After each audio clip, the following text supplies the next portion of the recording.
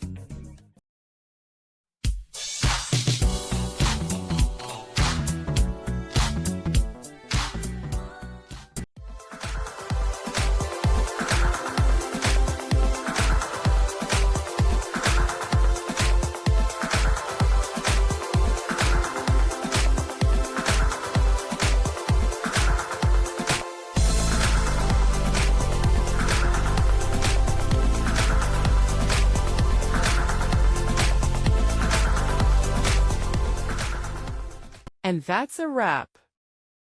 I hope you found the answer you were looking for.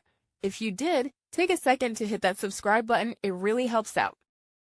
And let me know in the comments which solution worked best for you. See you next time in the debug zone.